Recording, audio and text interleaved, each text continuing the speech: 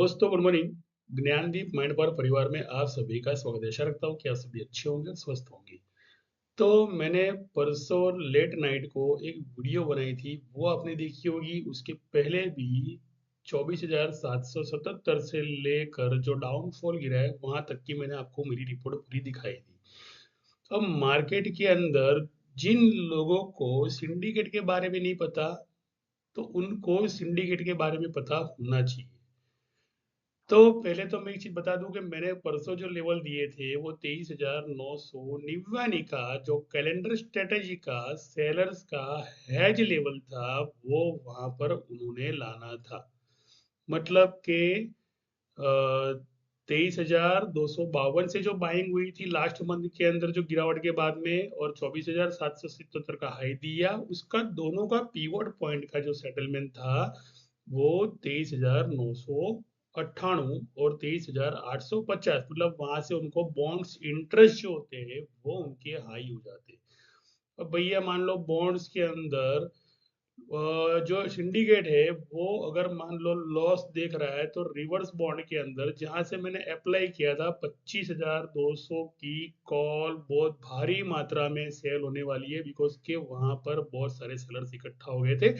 और Australian bond का selling वहां से था, जिसकी रिकवरी आपको कल की तारीख के अंदर 23,850 के लेवल पर देखने मिली।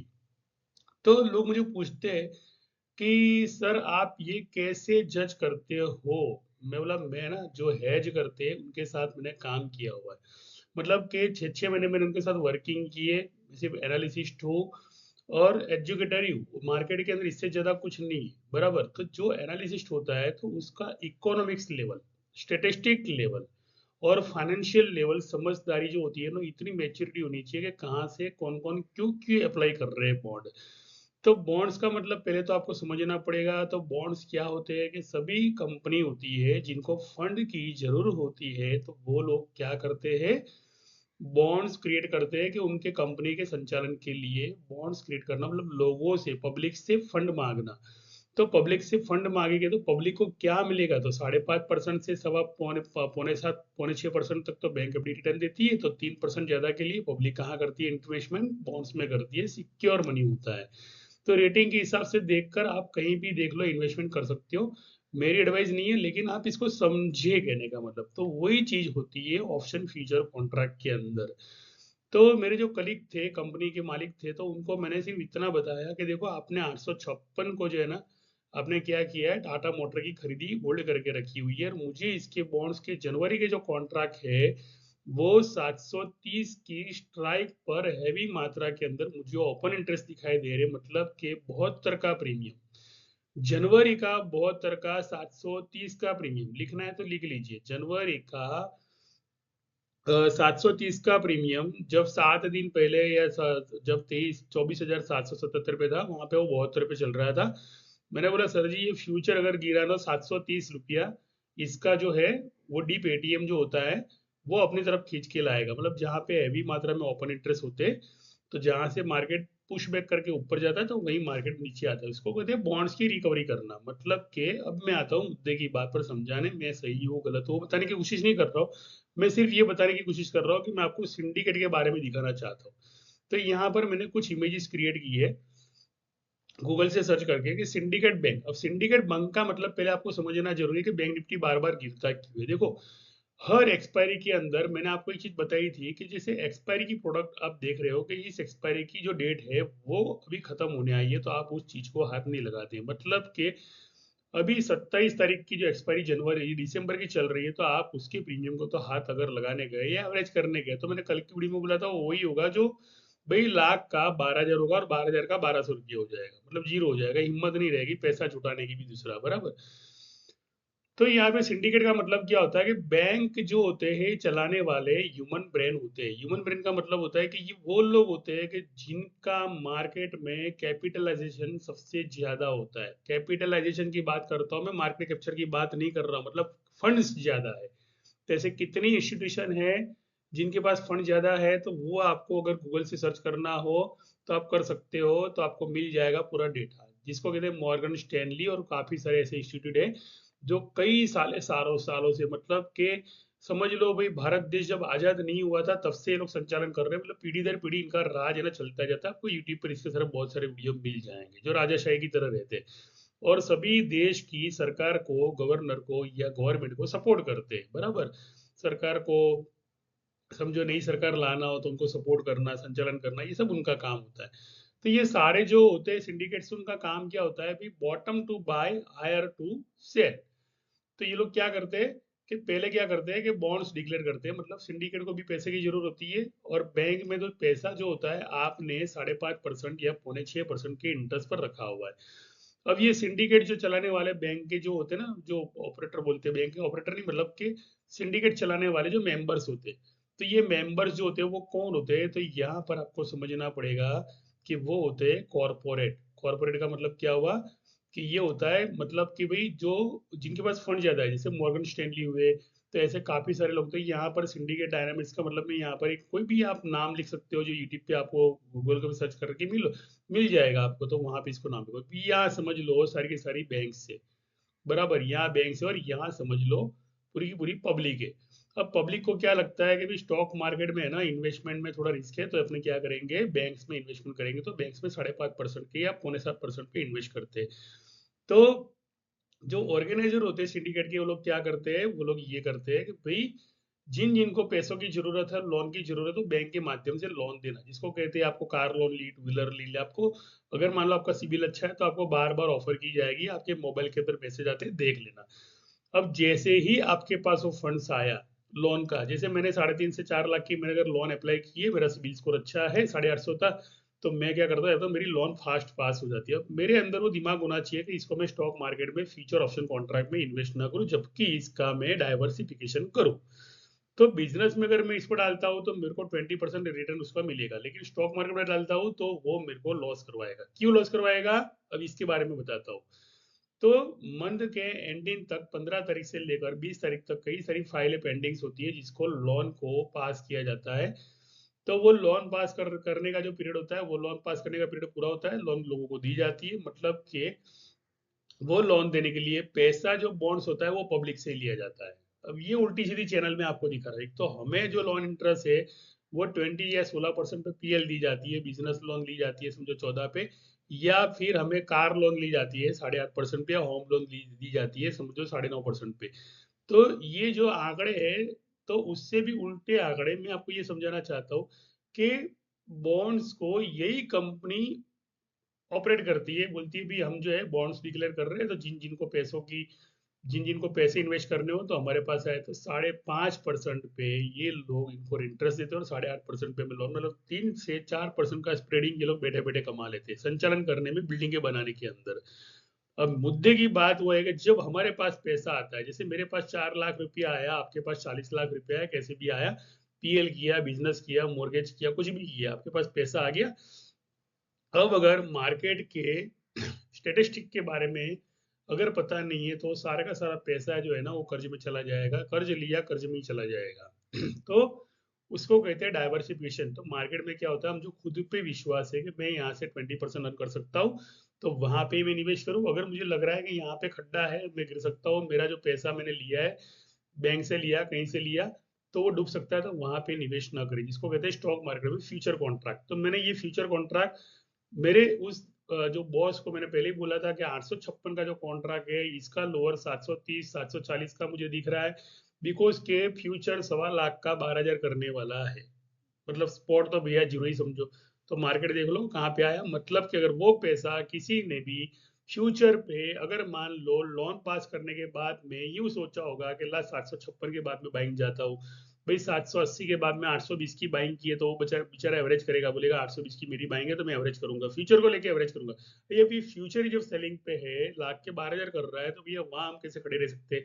इसके लिए जो ऑर्गेनाइजर होते हैं वो लोग क्या करते हैं, रिवर्स बॉन्ड करते हैं, मतलब कि भैया आपको अगर डाइवर्सिफिकेशन नहीं आता है करने के लिए, अगर मुझे नहीं आता है करने के लिए, तो मैं क्या करता हूँ, बैंक से अगर मान लो मैं लोन उठाता हूँ, तो मैं क्या करता हूँ, मैं यहाँ पर है ना, जैसे मेरी एक मैन्युफैक्चरिंग प्रोडक्ट है, मैं आपको कल भी दिखाई थी, तो ऐसे जो मुझे ट्रस्ट है वो चीज के अंदर में 20% मुझे ग्रोथ मिलता है 1 साल के अंदर, तो वो चीज पे मैं अपने इन्वेस्टमेंट करता हूँ। ये मेरा वर्कशॉप है, वर्कशॉप से वीडियो बना रहा हूँ। और यहाँ पे आपको गिफ्ट आर्टिकल, मंडप डेकोरेशन के आइटम देखने के लिए पूरे इंडिया के अंदर जितने भी मंडप डेकोरेटर्स है ये हमसे सप्लाई, हमसे मतलब जो मटेरियल्स होता है वो हमसे लेते हैं मंडप सजाने के लिए। तो इस चीज का आपको समझना पड़ेगा कि अगर खुद का बिजनेस है तो खुद के बिजनेस पे पहले आपने जितने जहां तक पहुंचे हो तो उसमें इन्वेस्ट करें।